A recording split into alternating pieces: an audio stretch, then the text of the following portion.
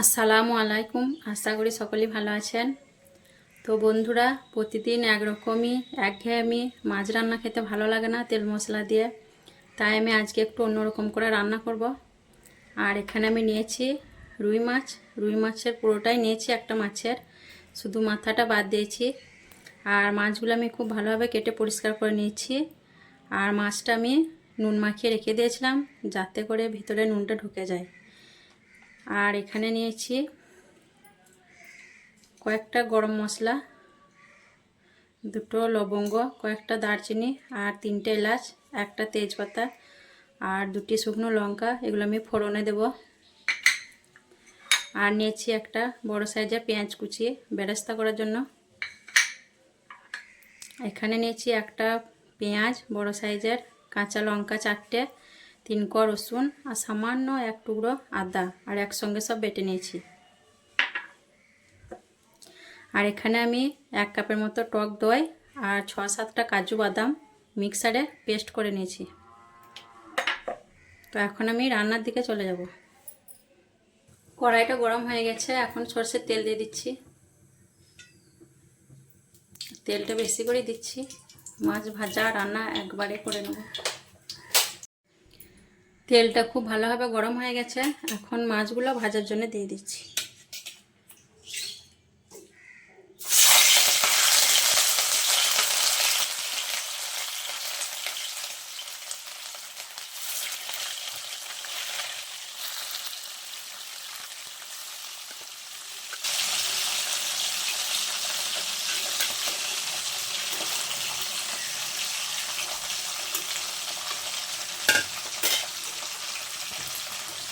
চুলোর আঁচটা বাড়িয়ে আমি মাছগুলো ভেজে নেব। এক পিঠ ভেজে নেওয়ার পর এই দিকটা উল্টে দিচ্ছি।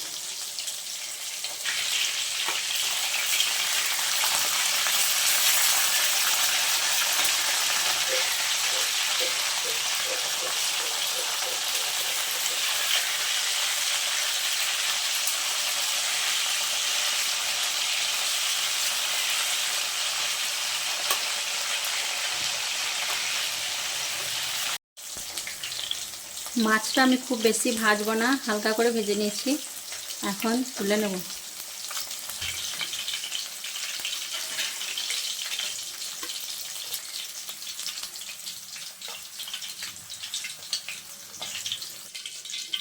মাছগুলো ভাজা হয়ে গেল, ঠিক এইভাবে ভেজে নিয়েছি। আর এখন আমি পেঁয়াজ কুচিটা দিয়ে বেরেস্তা করে নিচ্ছি।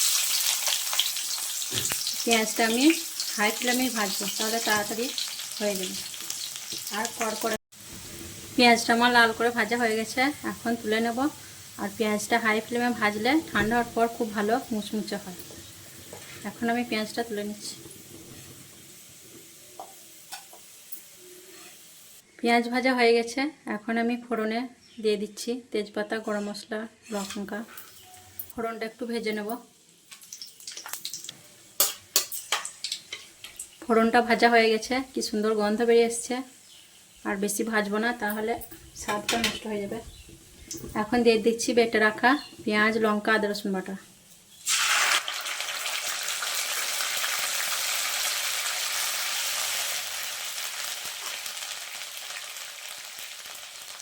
কিছুটা নুন ছড়িয়ে দিচ্ছি, যেহেতু তেলটা ছিটকে আসছে।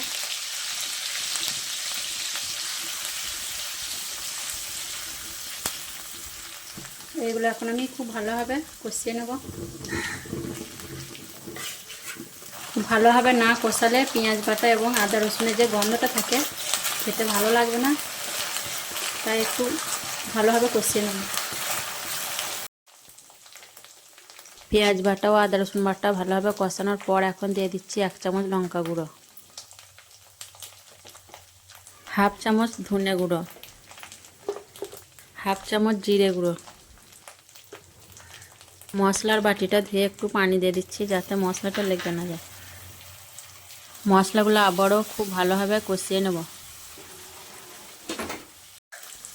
মশলাটা খুব ভালোভাবে কষানোর পর এখন দিয়ে দিচ্ছি কাজু বাদাম আর টক দইয়ের পেস্টটা। আর আঁচটা আমি কমিয়ে রেখেছি। এখন কাপটা ধুয়ে একটু পানি দিয়ে দিলাম।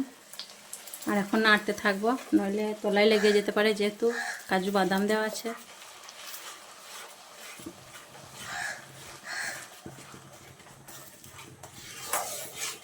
এইভাবে নেড়ে নেড়ে আমি আরও কিছুক্ষণ কষিয়ে নেব।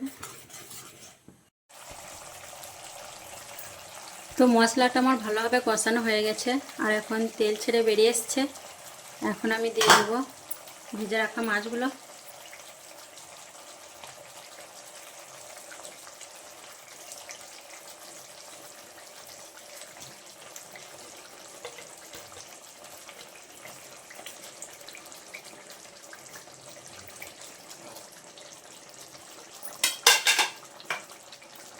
আর পেঁয়াজের বেরেস্তাটা দিয়ে দিচ্ছি।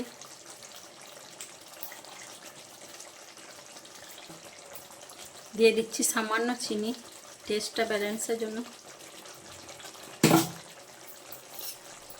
এখানে চাইলে গুঁড়ো গরম মশলাও দেওয়া যাবে, কিন্তু আমি আর দিচ্ছি না, কারণ ফোড়নে দিয়েছি। আর সবশেষে দিয়ে দিচ্ছি গাওয়া ঘি 1 চামচ। 1 মিনিটের মতো গ্যাসটা কমিয়ে রেখে রান্নাটা করে নেব, তাহলে রান্নাটা হয়ে যাবে। আর এই রান্নাটা পোলাও, ভাত এবং ফ্রাইড রাইসের সঙ্গে খেতে খুবই ভালো, খুবই মজাদার একটি মাছের রেসিপি। তো দেখুন রান্নাটা তেল ছেড়ে বেরিয়ে এসছে। 1 মিনিটের মতো রান্না করে নিচ্ছি, আর রান্নাটা এখন আমার হয়ে গেছে। আর আমি মাছগুলো একবার উল্টে দিয়েছিলাম, যাতে তেল মশলাটা নুন ঝালটা মাছের মধ্যে ঢুকে যায়। এখন আমি গ্যাসের ফ্লেমটা বন্ধ করে দিচ্ছি।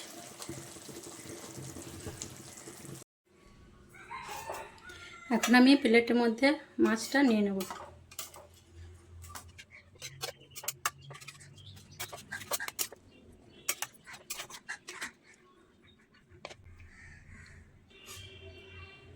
তো এইভাবে একবার অবশ্যই বাড়িতে রান্না করে খেয়ে দেখবেন, খুবই মজাদার মাছের রান্না একটি।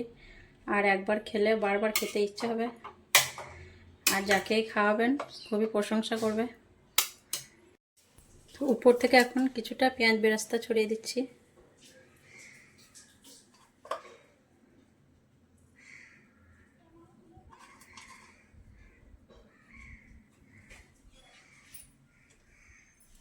আর দিয়ে দিলাম কয়েকটা কাঁচা লঙ্কা।